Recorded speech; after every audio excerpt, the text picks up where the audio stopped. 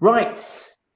What an interesting, intriguing session. We are now moving on to our very last session of the day, learning as we go, scaling L&D function big time. And I'm just going to go straight in now and invite our speaker right now. She's been waiting patiently backstage, but now's the time to bring her into the virtual playground. Learning and Development Director from Sentinel One, Debora Gallo. Debora, I can see you. Hello, great, thank you. Perfect, so we're good. And what a wonderful bookshelf you have behind you. Tell me that's a real bookshelf. It is a real It is one. Real. It's not like it, no, because you know there's so many great looking. That's right. Pull a book off. There we are. We know it's real. There you go. Great. You've proven it's actually real behind you. Right. I'm going to let you go now, and remember towards the end I'll pop back on. Any questions from our listeners, I'll pose them to you. But in the meantime, intrigued as much as the listeners to hear what you have to say. Fantastic. Thank you so much for that introduction. Okay, so hi everyone. I am the last speaker of the day. I hope you've had a fantastic set of sessions today. I'm going to talk about a little bit about scaling L&D and sort of what that means and a little bit about my experiences. I'm not professing I'm an expert in that, but I have been through it a couple of times. So I thought it's useful to share experiences, and happy to answer questions as they come up. So let me get started. So scaling L&D function as you go. I know we have 20 minutes on the clock. So a couple of things I wanted to hit in this presentation. I'll give you a little bit of background on myself, a little bit about the organizations that I have worked in and scaled the L&D function. I'll also touch upon what are some of the key elements of making L&D successful when you are growing so quickly? And does the L&D org structure come into account? When do you have to think about that? What are some of the things that do matter, and when? I think that's key. And last of all, I'll touch upon where do you start. So once you've got you've come in, you've got your team, or if you're by yourself, you know how you're going to operate. How do you sort of start up L&D? So a couple of things there. Now, let me give you a little bit of background on myself. So I'm Deb. I'm currently working at Sentinel One, which is a cybersecurity. I don't think we're a startup anymore. We went public in the summer, so we're an adult company now, as scary as that sounds. And we're roughly at about just over 1,000 people. And I started Sentinel One roughly about 6 months ago. So I came in pre-IPO. The company was growing quickly. I was the first L&D hire. I am the first L&D hire, and I'm holding up the fort as a L&D team of one, which is quite tricky with a 1,000 staff population. And I'm in the process of scaling the L&D team, so I can give you a little bit of info into that. Prior to that, I was at Netflix here in Amsterdam, and my role there was really to scale the L&D team as well. I seem to find myself in these roles where I'm starting up L&D. So at Netflix, I was the second L&D hire globally. So we had one person, an amazing colleague in Los Angeles, and I started in Amsterdam, and we really had to figure out, okay, what does L&D look like here at Netflix, and how do we start building that? So that was, I could do a whole session on that. That was another experience. And prior to that, I came into a very small startup. We were, I think, 60 people at the time when I joined. And my role was also to start up the Learning Academy. So that was also really interesting with such a small organization, but already thinking about L&D right from the get-go. So that was also super interesting. So a bit of my background. Prior to that, I've been in L&D for a long time. So I've seen quite a lot across industries and also across geographies.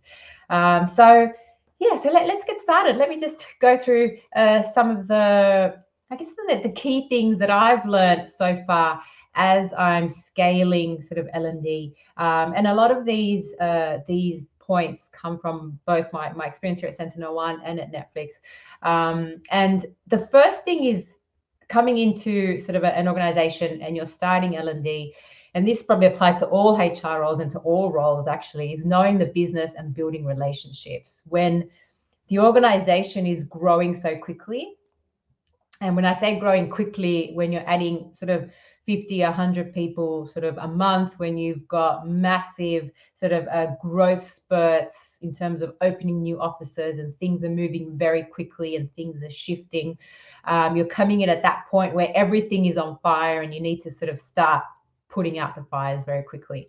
The knowing the business and building relationships is really key because of that pace. Things move so quickly that you need to have a pulse on who's who, what are we doing, where's the business going, to be able to try and anticipate some of those pivots or some of those changes, which is very difficult.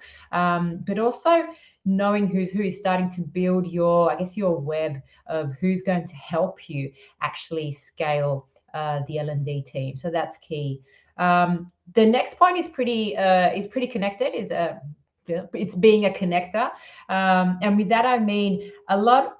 As an L&D function, you touch I guess the employee journey right at the beginning, so everyone knows you. Everyone who's coming in through the door, if you're looking at onboarding, you're going to be a face that sort of pops up very early in the employee journey, and you will be connecting new people to other people. You will be connecting sort of needs. You'll be hearing about needs and you'll be connecting that to this. And you need to be really embedded in the business and making these connections. Because again, as I said, you'll come back and you'll need to hone in on this and really use these connections as you're scaling L&D. And as you're starting to form a plan of what does L&D look like here in the organization. And the last one is a tricky one. It's knowing when to level up your scrappiness. So one of the things that is really enticing about working at a startup, at least for me, is the scrappiness. It is that you can build things quickly, you can pivot quickly. It doesn't have to be perfect. You can sort of stand up programs, you can stand up initiatives, you can experiment with things pretty quickly, and scrappy is okay. And most of the time, people either don't know any better or it actually meets the need. With an organization that's scaling quickly, so as you're growing quickly, the organization is also maturing, and you need to know when to up level and go from scrappy mode into, okay, now we need to professionalize. We need to sort of put a bit more rigor around what we do. Now, if you do that right at the beginning, it can slow you down a little bit, hence the scrappiness works. But as you're scaling, you need to know when to make that shift. And there's also times when you need to shift back into scrappy mode. So that's something that it's a muscle that you need to keep very active. So I think those are, as I was thinking, okay, what are the things that helped me when I've been scaling sort of L&D teams, is knowing who's who. It's connecting sort of people. It's also create those relationships are giving me insights into where the needs are, where the business is going, and how I'm going to formulate the L&D strategy based on that. And then knowing when scrappy is okay, and knowing when to level up and change gears into a more sort of rigorous, more professional sort of L&D organization. Okay, so next thing, does the L&D org structure matter? And I put this question in here because I've had this conversation with a lot of peers, with a lot of L&D peers. I've asked this question of peers, and I've tried to figure out, okay, what is the L&D structure that I need? How should I structure my team? There are so many different variables, and there's a little bit of a tight, I guess, a fine line of walking between overthinking and spending too much time thinking on the org structure and not thinking at all. So does the org structure matter? It does, because depending on how you set up your team, depending on how you're designing your org structure, you're going to be able to meet the business needs, and you're going to be able to accompany the growth that the organization is going through. So you need to think about what you need today, but you also need to be sensing a bit the territory and how your team's going to evolve and what you're going to need in the midterm and longer term, and not hold on too tightly to what you're designing or the way that you're thinking about it right now, because it may shift and it may change. One of the things that I found, one of the learnings that I found coming into fast-paced organizations that were scaling very quickly, is that org sort of restructures and org changes are commonplace, and they happen all the time, and they happen quickly. So being comfortable with that not only the org sort of changes around you, but that you may need to change to adapt to the changes that are happening around is really key. The other thing that I guess impacts is how is the HR org structured as well, and does L&D mirror, or does L&D need to support the current org structure, or can you think about it separately? So it really depends on the organization. In my previous organization, L&D was mirroring the HR function, because L&D had to support sort of HR. So it was whatever happened in HR, L&D followed. In my current role, I've got a little bit more independence, and I'm setting up my L&D functions depending on what I'm seeing in terms of the business. How's the business growing? Which are the functions that have the most needs? How are we growing geographically? Sort of what's our sort of different levels of leaders? What's that sort of progression looking like? And starting to look at, okay, how do I structure my team to meet these needs? So how do I go global? Do I go functional? How do I keep also agile so that I am keeping pace? So a couple of things. So it matters, yes. It's also key to stay nimble and flexible on that. Okay, now once you've sort of thought about you've made your connections, you're starting to understand the business, you're starting to get a pulse, you've thought about your team, you may be a team of one, you may be starting to grow your team. There are going to be expectations of, okay, what are you delivering? Sort of what is L&D here to do? And there's a temptation to come in, at least I've found that as soon as you walk in the door, there's already a list of things. Okay, we need this program and this program, and we need this and that. And it does take a bit of discipline to step back a little bit and say, okay, I just need to get a bit more context, to sense, to listen a little bit, and then come with, okay, a strategy that is going to scale with the business. Okay, so there is a little bit of a danger of jumping in too quickly to solve before really understanding the business and where it's going. So funny, interesting story. When I started at Netflix, one of the things that I learned, one of the few things, is that we didn't do programmatics. We didn't have a curriculum of courses. That wasn't what was expected of L&D. So that took a little bit. Okay, so we had to shift and say, okay, well, what is the role of L&D? It was really supporting the HR sort of partners to embed and grow the culture. So we're thinking, okay, well, that's an interesting role for L&D. So we had to shift from, okay, we're not curriculum builders, we're not sort of facilitators or trainers in that way. We're really consultants, we're sort of partners with the business. That shifted over time, so it kind of changed, and the role of L&D changed with that. So we had to stay quite sort of nimble with what we were offering.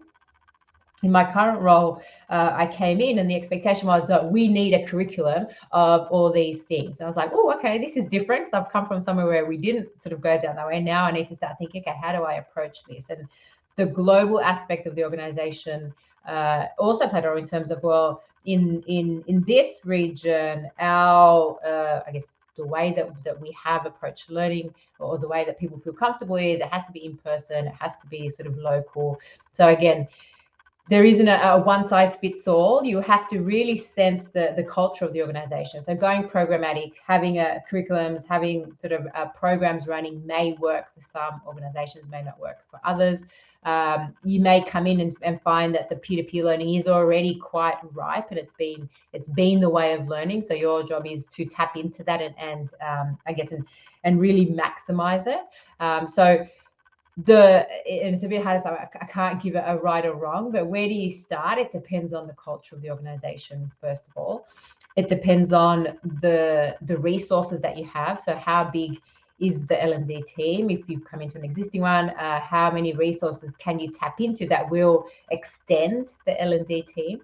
And then sort of what's the budget? So with those three, triaging sort of those three things, should help with determining, okay, what's the slate of offerings that L&D brings. Okay, so a couple of things there that may be different to established organizations that aren't moving sort of as quickly, but I think these days most organizations are moving quickly, so it probably applies across the board. Okay, so in terms of wrapping up and just highlighting some of those key points, when we talk about scaling L&D, it's growing L&D, growing the learning culture is also part of that. So when you're scaling an L&D function, you're scaling the impact and the culture of learning within the organization to keep pace or to try and be ahead of the growth of the organization, which can be really tricky. So keeping your eye on the sun really is keeping a focus, having a focus on, okay, what are some of the big elements, the big sort of non-negotiable elements that L&D does need to deliver. Keep that in mind, because the way that you deliver on that may change. It may look different, but knowing that these are the key things. So if it is sort of onboarding and leadership are your two big things when you're coming in, keeping that in mind, knowing that the path to those may shift and they might sort of change over time, but those are your two big things. Knowing that is key, because you will get pulled in a whole heap of different directions and you'll be putting out fires all over the place, and it's easy to lose sight of those things and focus on everything else that needs to be done. But it's those key sort of big rocks that will then sort of build your credibility and also sort of impact the business. And the more you do that, L&D will then sort of flourish as well. Being a connector, so I think that's critical to everyone in a people function, in a HR function, in L&D. It's really key. As the business grows, it's hard to keep a pulse on what's happening where and what the needs are, and it's hard to be in touch with that. So being well connected is really key to being able to tailor and to know sort of the direction of where L&D also needs to follow. Scrappy and level up. Being scrappy is okay. Being scrappy works sometimes, all the time, up until a point. But knowing when to up level, knowing when to change gears is really key. For some, it may be pretty soon. For others, it may be that scrappy works for a longer time, and that's okay. But just keeping in mind, keeping a pulse on, okay, is it time to shift into another gear because the organization has evolved, it's matured, or because that's what's going to make a bigger impact at that point in time. And the last bit is have fun. So I think that's what I love about L&D. It's the function within HR that you can, I think, be really creative. That it really is fun. So keeping that element is key. Sometimes it can be difficult when things are moving so fast. Debora, listen, we've come towards the end of the session right now. Really cool to hear your insights, and there's questions that's come in, and you've kind of answered it in some of the summary that you've just shared. But if you were to kind of sum up a quick sentence that would describe how to really motivate people to be more engaged, what would you say? Yeah, I mean, I think that's $1 million question, right? Yeah. I think how to motivate people to be more engaged. It really, I think these days people are hungry for growth, and it's really being able to align on, well, what is going to help them grow in the direction that they need to, and that's tricky. It's difficult, but there's an element of personalization there that's what people are looking for, personalized growth. So if you can tap into that, then I think the motivation sort of flows on pretty nicely. Yeah, and that complements pretty much a lot of what we've spoken about over these last few days during this week, is really trying to find out and ways of trying to find out that. So asking them the surveys, and there are many ways of doing that, better than other ways, but it depends on how you're going to do it to get the right answers so that you can help them move forward what's relevant for them. Listen, Debora, as I say, great to hear from you. We will now close up now. Again, listeners, thank you, everyone. You're curious, you want to know more. I'm sure Debora would be more than happy to connect. Yeah, you can reach out to me on LinkedIn. Perfect. Cool, and the conversation can continue there. In the meantime, we say goodbye to your bookshelf and the books behind you, and goodbye to Deborah. Fantastic. Thank you so much. Thank you. Bye. So there we have it. Listen, ladies and gentlemen, we have now come to the end of, guess what? I can't believe it myself. Fourth day. We've come to the end of the fourth day, HR Development Day of HR Week 2021. And again, if you've enjoyed today and any of the other days as well, guess what? We're going to do it all over again tomorrow. So some things never change in terms of the good vibes, in terms of the walking away with lots of ideas, insights, food for thought, or just one thing that will tell you, actually, maybe I should change this, or maybe a little bit more curious about something you weren't beforehand. But some things will change, because tomorrow, as I say, a different day, a new day. It's Friday, end of the week. I believe it's also Black Friday. Stick around, because tomorrow morning there may just be some discounts. Black Friday might just be coming here to HR Week as well. Tomorrow is all about C-level, completely devoted to C-level. So quite intriguing indeed. Listen, ladies and gentlemen, that is the end of today's day, HR Development Day, HR Week 2021. I wish you a good evening, a good morning for some of you, again, that are just waking up from different parts of the world. Wherever you are, enjoy what you're going to do, and we'll meet each other again, hopefully, tomorrow. Let's meet again. Yeah, let's meet tomorrow, 9 o'clock CET, here for HR Week 2021.